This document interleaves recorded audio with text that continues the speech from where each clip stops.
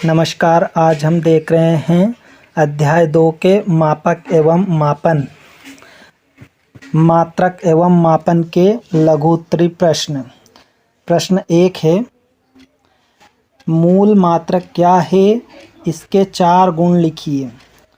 मूल मात्रक क्या है, इसके 4 गुण लिखिए।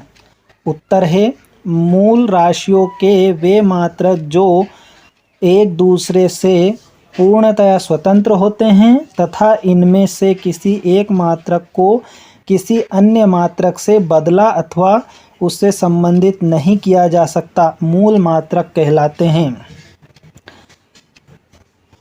जैसे कि लंबाई, द्रव्यमान, समय, विद्युत धारा, ऊष्मागतिक ताप, ज्योति तीव्रता तथा पदार्थ की मात्रा मूल मात्रक है। मूल मात्रकों के गुण निम्नलिखित है।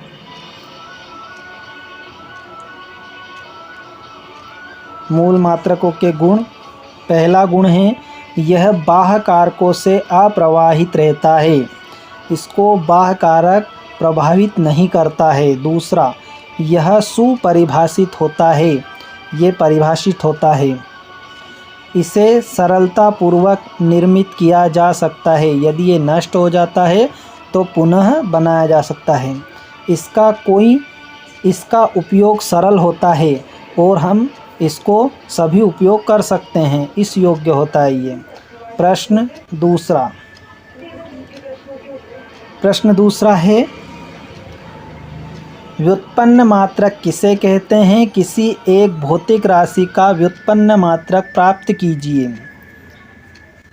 मूल राशियों के अतिरिक्त अन्य सभी भौतिक राशियों के मात्रक एक अथवा अधिक मूल मात्रकों पर उपयुक्त घाते लगाकर प्राप्त किए जा सकते हैं।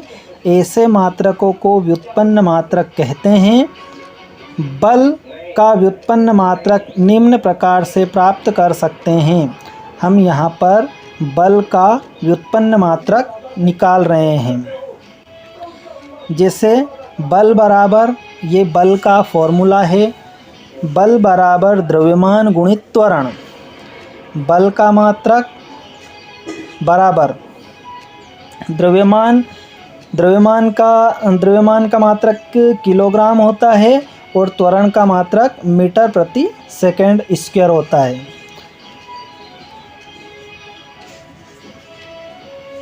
इसमें इस प्रकार से प्राप्त हो जाता है। ये बल का मात्रक प्राप्त होता है किलोग्राम मीटर प्रति सेकंड स्क्वायर, परंतु एसआई पद्धति में बल का व्यवहारिक मात्रक न्यूटन है। एसआई पद्धति में बल को हम व्यवहारिक मात्रक न्यूटन मानते हैं। 1 न्यूटन बराबर 1 किलोग्राम मीटर प्रति सेकंड स्क्वायर होता है। प्रश्न 3 है, गुरुत्वीय द्रव्यमान एवं जड़त्वीय द्रव्यमान में अंतर स्पष्ट कीजिए।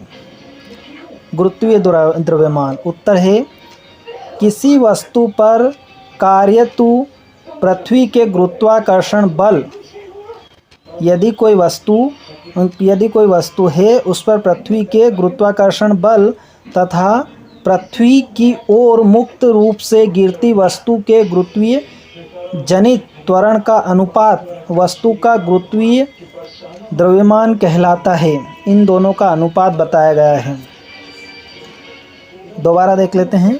किसी वस्तु पर कार्यरत पृथ्वी के गुरुत्वीय बल तथा पृथ्वी की ओर मुक्त रूप से गिरती वस्तु के गुरुत्वीय जनित त्वरण का अनुपात वस्तु का गुरुत्वीय द्रव्यमान कहलाता है। जबकि जड़त्वीय द्रव्यमान के बारे में, जबकि किसी वस्तु पर लगाए गए कुल बाह्य बल तथा उसके कारण वस्तु में उत्पन्न त्वरण का अनुपात वस्तु का जड़त्वीय द्रव्यमान कहलाता है। ये जड़त्वीय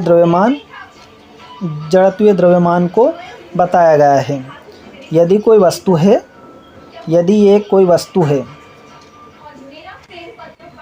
ये कोई वस्तु है, इस पर कोई हम मान लीजिए एक बल लगाते हैं, कुल बाह्य बल, मान लीजिए हम एक इस प्रकार से बल लगा देते हैं, उसके कारण वस्तु में उत्पन्न त्वरण का, यदि कोई उत्पन्न त्वरण हो जाता है, उत्पन्न त्वरण ए हो जाता है का अनुपात, अब इन दोनों का जो अनुपात F/A, ये जड़त्वीय द्रव्यमान कहलाता है।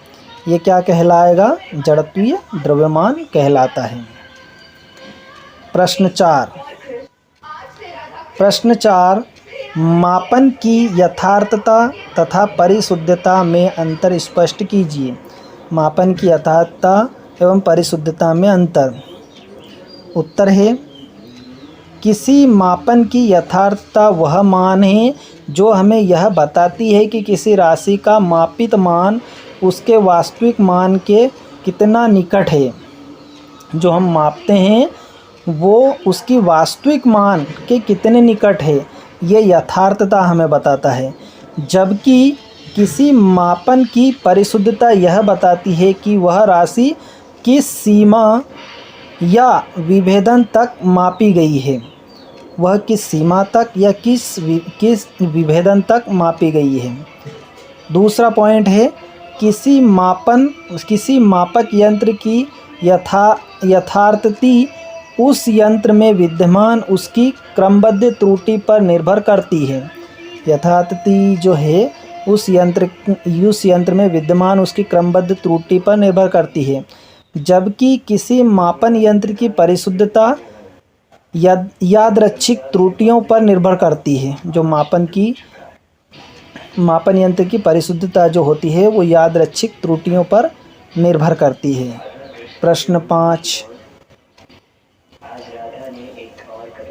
प्रश्न 5 किसी राशि के परिमाण की कोटि से क्या तात्पर्य है, उदाहरण सहित समझाइए। किसी राशि के परिमाण की कोटि से क्या तात्पर्य है, उदाहरण सहित समझाइए।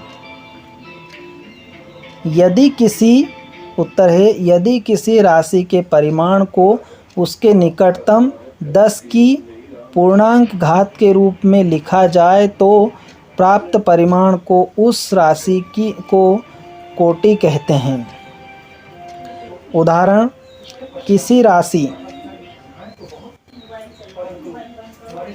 0.0025 को हम यदि लिखेंगे 10 की कोटि के रूप में, तो 2.5 मल्टीप्लाई 10⁻³ इसको हम इसमें 10 का गुणा कर देते हैं इस प्रकार से 0.0025 में यदि हम 10 का गुणा कर देते हैं तो यह आ जाता है, ये इस प्रकार से हो जाएगा 2.5। इसको पहले हमें बताना रहेगा, इस प्रकार से देखिए, ये देख रहे हैं हम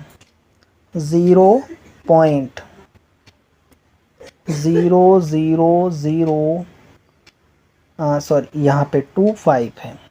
इसमें हम यदि 10 का गुणा ऊपर कर देते हैं, 10 का गुणा नीचे कर देते हैं, तो क्या हो जाता है, ये 10 का गुणा इसमें होगा तो ये पॉइंट आ जाएगा यहाँ पे। तो हम इसको हम इस प्रकार 2.5, ये ऊपर वाले 10 का गुणा हो गया तो ये हट जाता है। अब इसके बाद में बचा नीचे 10।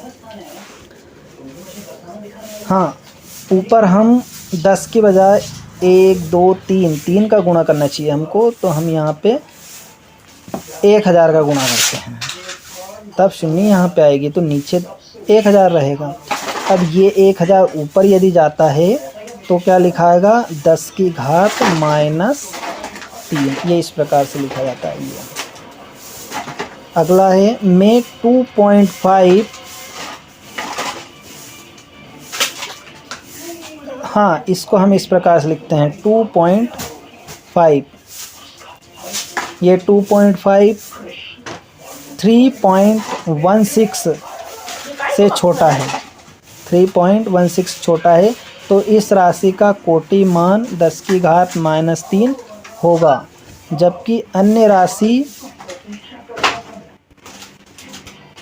इस प्रकार से ये यहाँ पे दिया हुआ है 0.0035, ये इस प्रकार से। तो हम इसमें भी हम 10,000 का गुणा और भाग करेंगे। 3.5 गुणित 10, इस प्रकार से 1000 गुणा करा, इसमें 1000 गुणा करा तो इसका गुणा हुआ, तो ये तो यहाँ पे 3 आ गए तो ये हट जाता है, लेकिन ये बचता है और ये ऊपर चला जाता है। ऊपर गया तो क्या हो जाता है, ये इस प्रकार से ये वाला मान हो जाता है। कौन सा हो जाता है, ये वाला मान में 3.5, जो 3.5 है वो किससे बड़ा है, 3.5 जो है वो 3.16 से बड़ा है।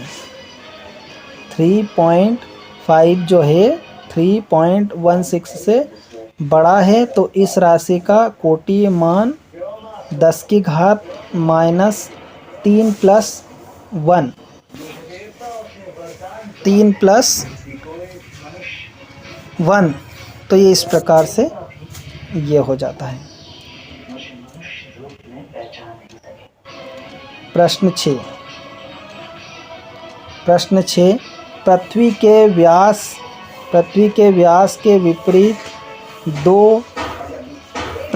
व्यास के दो विपरीत छोरों से किसी आकाशीय पिंड का विस्थापनाभास 60 सेकंड है।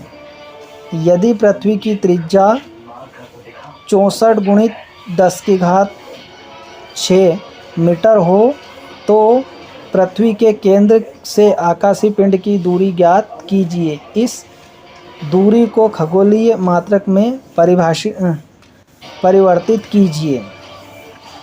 यहाँ पे खगोलीय मात्रक का हमें मान भी दिया गया है मीटर में। हल, यहाँ पे पृथ्वी की जो त्रिज्या हमें दी हुई है वो प्रश्न में ही दी हुई है। पृथ्वी की त्रिज्या r बराबर 6.4 × 10⁶, यहाँ पे 64 बोला था, ये 6.4 × 10⁶ मीटर है। पृथ्वी का व्यास त्रिज्या का दुगना हो जाएगा, तो ये पृथ्वी का व्यास हो जाता है 2 × r = 2।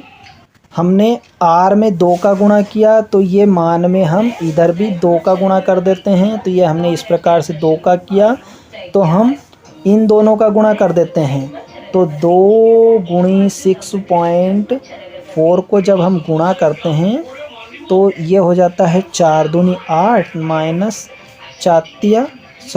6 दूनी 12, तो ये होगा 12.8 गुणित 10 की घात 6 मीटर। ये इस प्रकार से हो जाता है, ये तथा विस्थानाभास है वो क्या है, कितना विस्थापित होता है, ये आभास बताया गया है यहाँ पे। तो थीटा बराबर 60 सेकेंड, ये क्या है, थीटा बराबर 60 सेकेंड है। तो हम इसको 60/36 तो 1/60, ये 6 से हम 36 को काटेंगे तो 6 36 हो जाएगा। 6 36, 6 बार कट गया तो 1/60 आ जाएगी इस प्रकार से। इसके बाद में ये किसके बराबर होगा, ये हमने यहाँ पे पाई, अब जो पाई है उसको हमने 180 के बराबर रखा। ये इस प्रकार से घूम के आता है तो 180 हो जाता है। तो पाई बटा 180 1/60 रेडियन।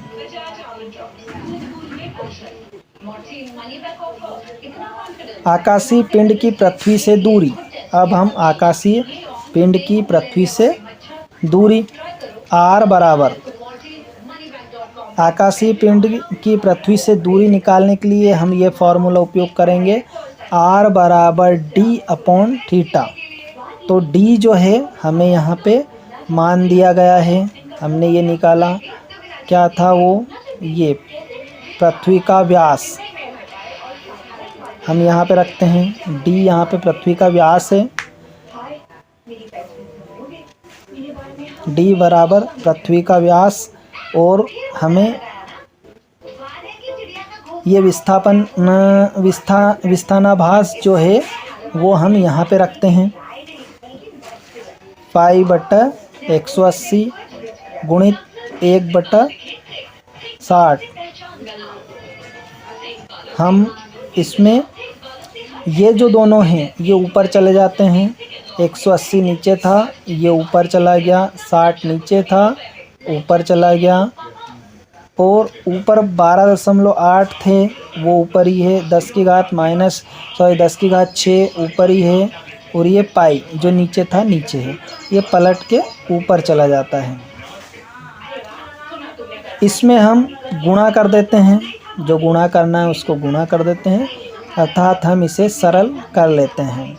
यहाँ पे हमने सबसे पहले तो पाई का मान रखा, जो पाई का मान 3.14 होता है, 3.14, पाई का मान 3.14।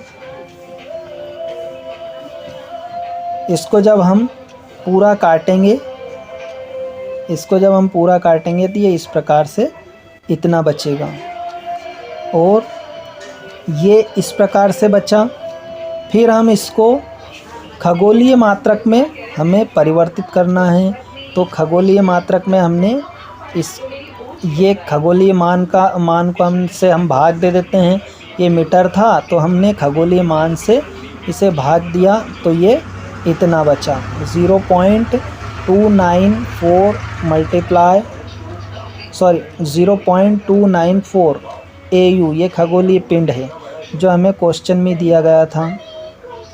तो आकाशीय पिंड की पृथ्वी से दूरी क्या प्राप्त होगी, 0.294 आकाशीय पिंड की ये दूरी हमें प्राप्त हो चुकी है। Thank you. नेक्स्ट क्वेश्चन हम इसी अध्याय के विस्तृत उत्तरी प्रश्न देखेंगे।